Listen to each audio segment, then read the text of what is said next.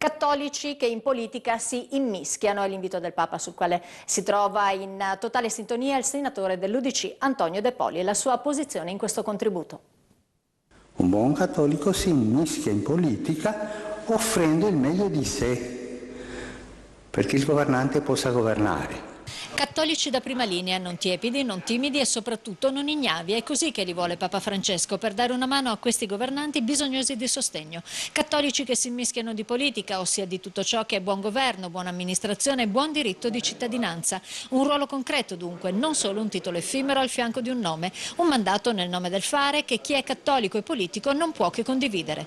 Chiama la gente, le persone, non può non scendere direttamente in politica, in modo particolare in questo momento di grande crisi dei valori, ma anche crisi rispetto al momento di grande difficoltà delle nostre famiglie, delle chiusure delle nostre aziende, di chi è senza lavoro. Credo che quindi in modo particolare in questo momento, con il cuore, con l'amore, con l'attenzione, bisogna interessarsi della politica, ma in modo particolare per far sì che ci sia un bene comune, per dare quelle risposte a tutte quelle persone che hanno veramente bisogno.